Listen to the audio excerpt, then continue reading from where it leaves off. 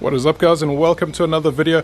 Today is going to be something different. It's going to be another Lexus video. However, it's not my Lexus. I was lucky enough to get a Lexus GS200 handed to me this morning.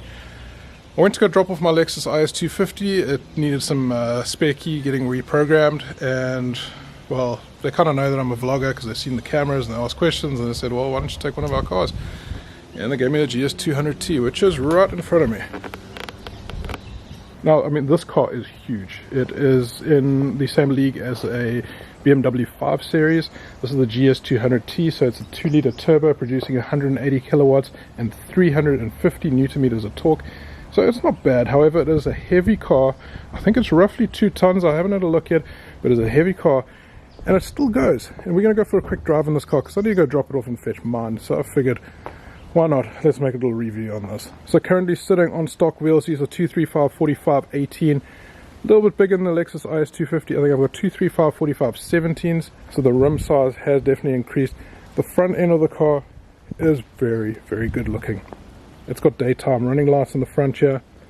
Nice big wide grille. It's got like a space age type theme going on it, but I dig it. I love it. You know, these damn dealerships, they give you these cars and they give you a better model than what you have, so that you want to go and you want to trade yours in, you want to buy a new one. Bastards.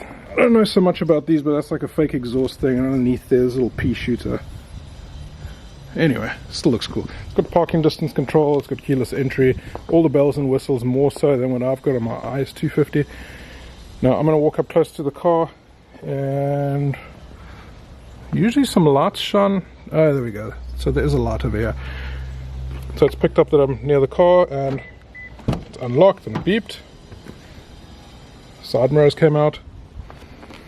And now this is cool. So before I jump into the interior, these are air-cooled seats and they're heated as well. Got a little perforated holes in it. And what else have we got here? Huge, long dashboard. It's a big car. Like I said, it's like comparable to a 5 Series. Right, so foot on the brake, and there's a push start button here. As I push that, steering wheel readjusts and my seat goes forwards. Very cool. Big infotainment. Loads and loads and loads of features on this car.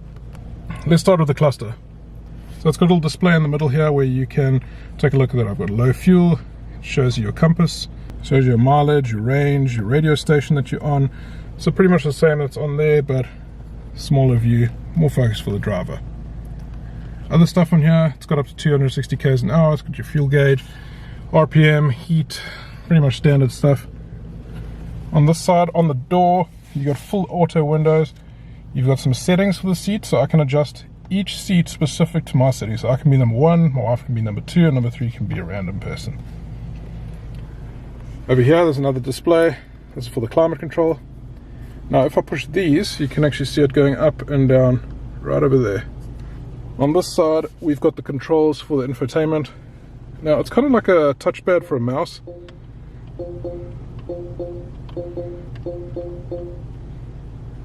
So I'm just moving that up, down, left, right, and it kind of just moves it around. Let's go across the menu. So obviously it's got sat nav.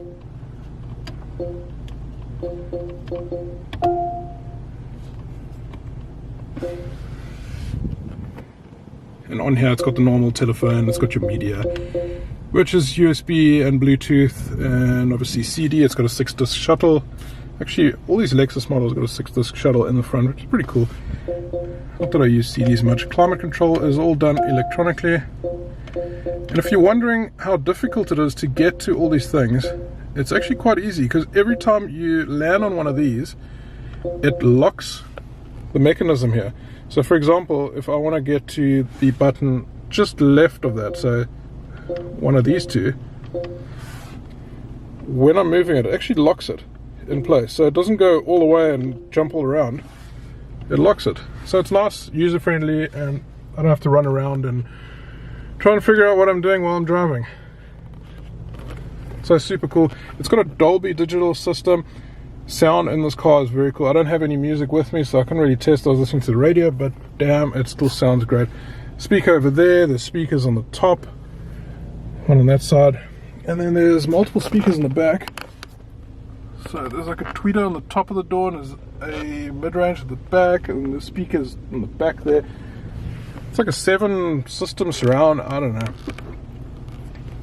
So lots of compartments, just like the Lexus IS250, but a lot more space, obviously. So this, you can put 2 cup holders, whereas the IS250, you can only put 1 over here. And then we've got the normal glove compartment box, which does that. And then there's some stuff over there, there's a light in there too. And that flips up, and there's a bunch of stuff here. You can put 2 USB devices in here to listen to music, and it's got your normal 2.5-inch stereo mini jack. Much like the IS250, it has got parking distance control, and it's also got a reverse camera. However, this I do not have in the IS250. When I drop the car into reverse, the side mirror readjusts. How cool is that? And there's my camera. Very cool. So that is, see those little lines there? That's identical to what I've got on the IS250. It's just a lot less laggy. So very responsive, very cool. The parking distance controller is also a lot more responsive than what I have on the IS250. So I'm jealous and I want this car. Over here we've got snow mode, we've got eco, and we've got sport. I've been messing around most of the day in sport mode, obviously. And I've burned through a 1/4 tank of fuel doing, I don't know, 40 kilometers, maybe 50 kilometers. Anyway, I'm going to dump a little bit of fuel in, and I am going to take you guys for a drive, so let's go. Alrighty, we are riding in a GS200T. Man, this is such a cool car, and I'm so bleak I'm going to give it back. I'm going to be with this car for the next, I don't know, 30 minutes, 45 minutes. And then I've got to jump inside my crappy IS250. Nah, shame. That car's actually not so bad. It's actually really, really cool. And it's got lots of luxury, but this is next level. So what am I feeling right now? I'm feeling like I'm sitting on a couch. On a really expensive couch. Bloody hell, I mean, this is so smooth. If you've ever driven a Lexus IS250 and then jumping into this, it's chalk and cheese. I mean, the Lexus IS250 is luxurious, it's comfy, it really is. But this is something else. I mean, it just feels like the car's driving itself. It really, really does. It's low effort. The gear changes are so incredibly smooth. It's got an 8-speed gearbox. I can't feel a thing. It's just so damn fluid. Now currently under the hood there is a 2-litre turbo, 180 kilowatts like I mentioned earlier. You know, I've actually come to appreciate these sort of cars. I've been so stuck on that whole JDM is life, enjoy this jet fighter of a vehicle that has no other purpose than going fast and making a shitload of noise. I'm now starting to appreciate the finer things in life, and I think this is one of them.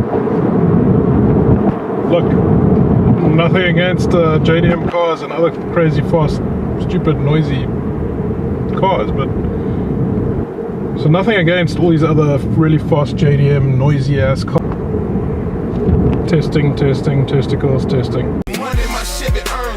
Tuesday is ocean blue, 28 sit over you, Ferrari drops and Rovers too. You sit them out, TVs, I'ma flip them out.